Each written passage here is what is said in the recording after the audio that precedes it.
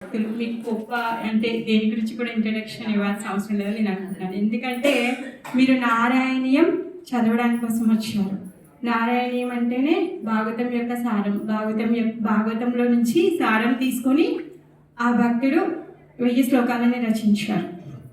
శ్రీమద్ భాగవతం అంటేనే భక్తులకి ఇంకా భగవంతుడికి మధ్యలో అనుసంధానం. శ్రీమద్ భాగవతం వచ్చేసి అన్ని వేదాల యొక్క సారం. సో ఆ సారం యొక్క సారాన్ని మీరు చదవడానికి వచ్చారు. సో చాలా గ్రేట్.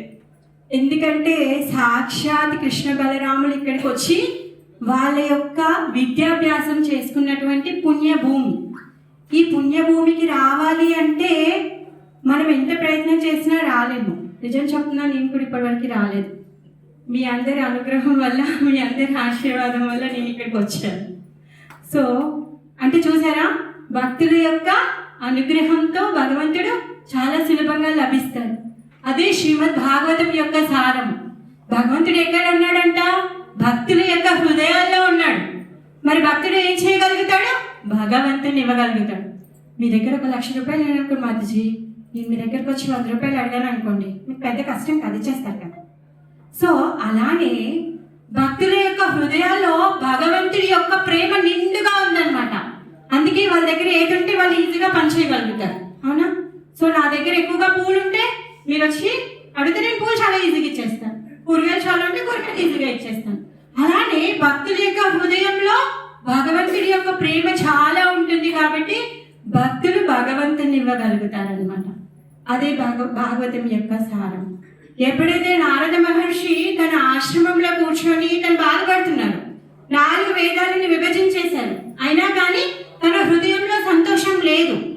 అప్పుడు ఆయన గురువు గారిని తలుచుకుంటారనమాట. ఆయన గురువు గారు ఎవరు? నారద మహర్షి అనేసానా? వ్యాస మహర్షి ఎప్పుడైతే 4 వేదాలను విభజించిన తర్వాత కూడా తన హృదయంలో సంతోషం లేదు. తనకేదో లోటుగా ఉంది.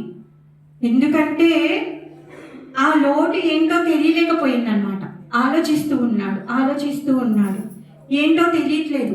నేను ఈ 4 వేదం ఒకటే ఉండేది. ఈ వేదం ఎక్కడి నుంచి వచ్చింది? భగవంతుడి యొక్క శ్వాస నుంచి వచ్చింది. సో ఈ వేదాన్ని 4 విభాగాలుగా చేశారు. ఎందుకంటే పతిత జీవులకి సులభంగా అర్థం చేసుకోవడానికి, వేద యొక్క సారం అర్థం చేసుకొని ఈ మానవ జన్మ యొక్క సార్థకం చేసుకోవడానికి. మరి అలాంటి గొప్ప కార్యాన్ని చేసిన తర్వాత కూడా వ్యాస మహర్షికి సంతోషం రావట్లేదు. ఇప్పుడు మనం ఏమైనా చేసామనుకోండి, భగవంతుడి యొక్క కార్యము చాలా సంతోషం వస్తుంది.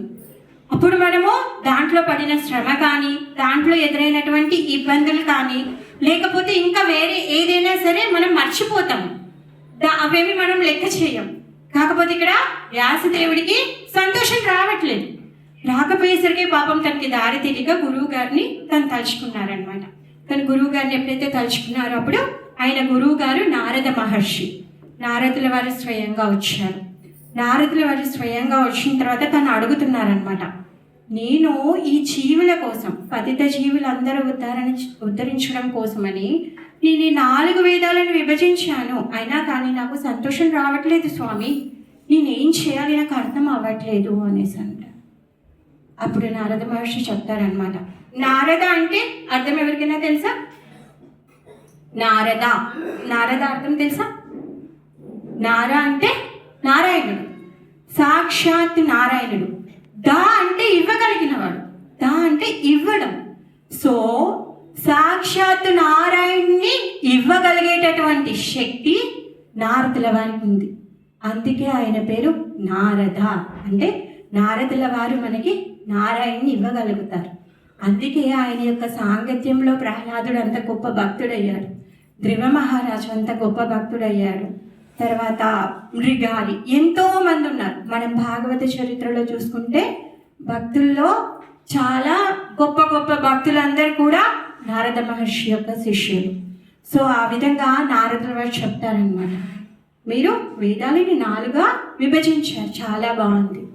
మరి మీరు భగవంతుడి యొక్క కథను చెప్పలేదే? 4 వేదాలు చదివితే ధర్మార్థ కామ మోక్షాల గురించి చాలా సవివరంగా చాలా బాగా చెప్పారు. మరి ఇవన్నీ చెప్పారు, కానీ భగవంతుడి యొక్క ప్రేమ గురించి మీరు చెప్పలేదు. ఎందుకో జీవి అనేవాడు ప్రేమ కోసం తహతహలాడుతూ ఉన్నాడు. అందుకే భగవంతుడు ఏమన్నాడు, నేను భక్తుల యొక్క హృదయంలో ఉంటాను అని చెప్పారు. నా యొక్క ప్రేమని నేను వాళ్ళకి ఇస్తాను అని చెప్పారు. అంతేకాని ధనము, ధాన్యము, పేరు, లేకపోతే ముక్తి అని ఎప్పుడు భగవంతుడు చెప్పలేదండి. ఎవరైతే నిత్యమో నా యొక్క భజన చేస్తున్నారో అలాంటి భక్తుల యొక్క హృదయంలో నేను నివసిస్తాను అని చెప్పారు. నారదుల వారికి చెప్పారు, ఇంకా అర్జునుడికి కూడా చెప్పారు భగవద్గీతను. అవునా కాదా? సో మరి అందుకే నారదుల వారు చెప్తున్నారనమాట, ఇలాంటి ఇది ఇంపార్టెంట్ థింగ్ మీరు మర్చిపోయారు, అందుకనే మీ హృదయంలో ఆనందం రావట్లేదు.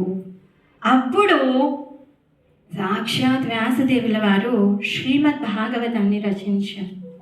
శ్రీమద్ భాగవతం అంటేనే భగవంతుడికి ఇంకా భక్తుల మధ్యలో ఉన్నటువంటి సంబంధం.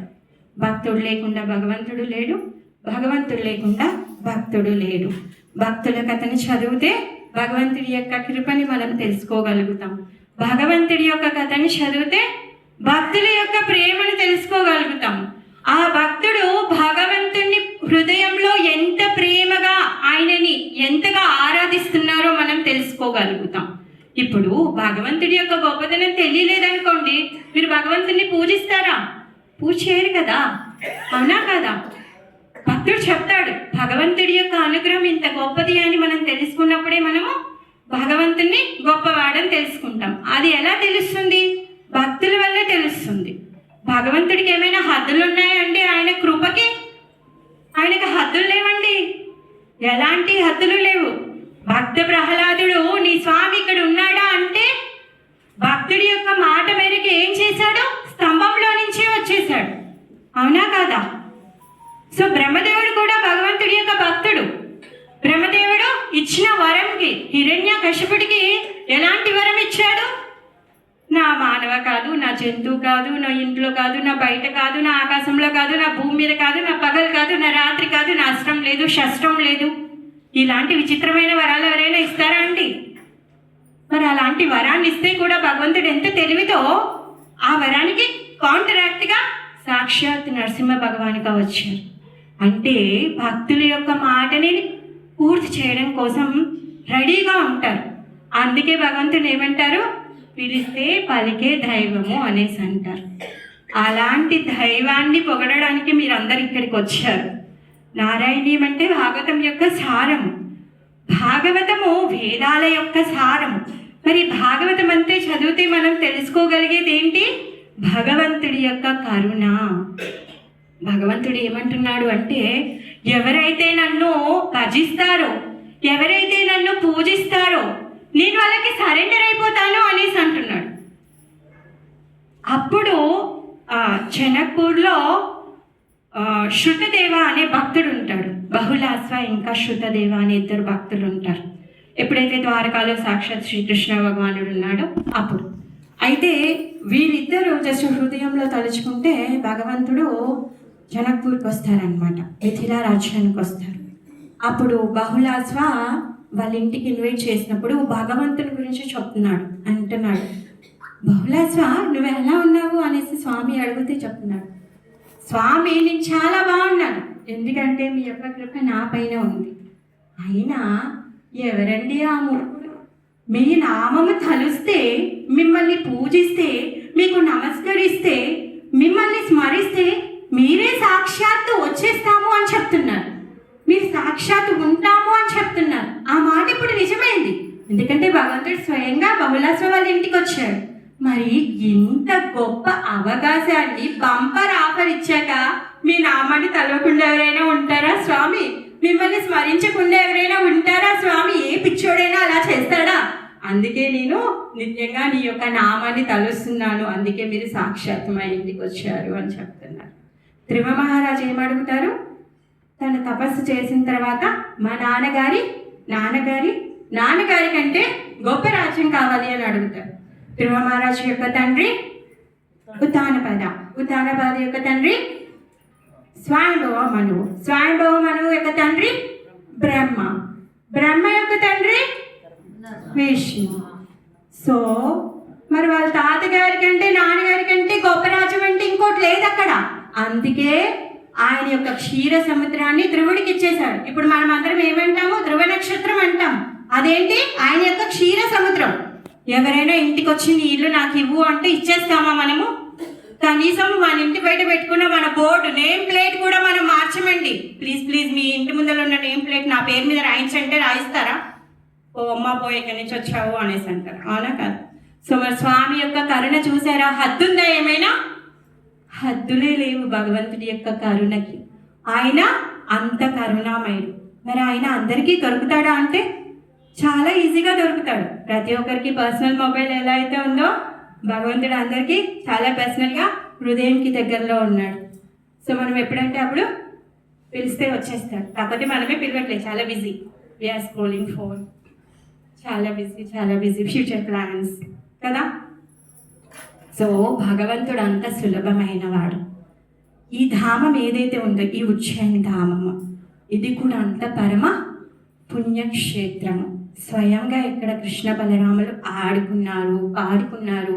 వాళ్ళ యొక్క విద్యాభ్యాసాన్ని ఇక్కడే చేశారు. సాక్షాత్ దేవదేవుడైన కృష్ణుడికి ఎలాంటి విద్య నేర్చుకోవాల్సిన అవసరం లేదు. తను ఎక్కడుండైనా ఎలాంటి పనులైనా చేయగలుగుతాడు. అంగానియస్య సకలేంద్రియ వృత్తి మంతి.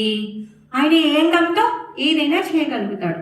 కళ్ళతో చంపేయచ్చు, కళ్ళతో సృష్టిని సృష్టించవచ్చు, లయమే తీసుకురావచ్చు, చిటికేస్తే ఏదైనా అవ్వచ్చు. సో అలాంటి కృష్ణుడు బలరాముడు విద్యాభ్యాసం చేయాల్సిన అవసరం ఏముంది? వాళ్ళు మనందరికీ నేర్పించడం కోసం మనం గురువు గారిని ఆశ్రయించి గురువు యొక్క అనుసంధానంలో మనము విద్యని గడించాలి అని చెప్పేసి భగవంతుడు ఆయన యొక్క లీలలో చేస్తూ ఉంటాడు. సో అలాంటి పుణ్యధామానికి మనం ఇక్కడికి వచ్చాము. మీ యొక్క సమయాన్ని ఎక్కువ తీసుకోను, మీకు ఎవరికి బోర్ కొట్టించేది కదా. సో అంటే మీకు తెలిసిన విషయాలే, కాకపోతే మనం వచ్చినటువంటి ఈ స్థలంలో భగవంతుడి యొక్క కీర్తన చేయడం వల్ల మన లోపల ఆధ్యాత్మికత ఏదైతే ఉందో అది ఇంకా కొంచెం పెరుగుతుంది. అది మన యొక్క ఆధ్యాత్మిక జీవితానికి సహాయం చేస్తుంది. మనం మన ఇంటి దగ్గర కూర్చొని చేసేటటువంటి జప తపాలు ఏవైతే ఉన్నాయో దానికి ఇలాంటి పుణ్యక్షేత్రాల్లో వచ్చి చేస్తే అది 10,000 రెట్లు ఇంకా పెరుగుతుంది. అలాంటి ఉత్తమమైన అవకాశాన్ని మనం వదులుకోవద్దు. మరి మన యొక్క లాభము 1%ని ఇంటూ 10,000% చేసుకోవాలి. ఇక్కడికి వచ్చాము, ఇంత శ్రమపడి ఇక్కడికి వచ్చాము. ఇక్కడ ఉన్నటువంటి ఒక్కొక్క క్షణము మనకి వాల్యుబుల్. ఎందుకంటే మనం ఇక్కడ ఉండే అంత సమయము భగవంతుడి యొక్క చింతనలో, భగవంతుడి యొక్క కీర్తనలో, భగవంతుడి యొక్క దర్శనంలో పెట్టడం వల్ల, భగవంతుడి యొక్క కథా శ్రవణంలో పెట్టడం వల్ల మీరు అనుకునేటటువంటి ఏదైతే మీరు ఆశించి ఇక్కడికి నిస్వార్థంగా భగవంతుడిని కీర్తించడానికి ఇక్కడికి వచ్చారు కదా, అది ఇంకా మరింత పెరగాలి అని చెప్పేసి నేను మొదలు పెట్టాను. అందరికీ ధన్యవాదాలు. సో మనము యాక్చువల్గా రేపు పారాయణం వచ్చేసి సాందీప్ని ముని ఆశ్రమం అని చెప్పారు. సో ఆ లొకేషన్ మారిపోతుంది అనేసి ఇందాకే మెసేజ్ వచ్చింది. హరే కృష్ణ కన్ఫర్మ్ అయిందా?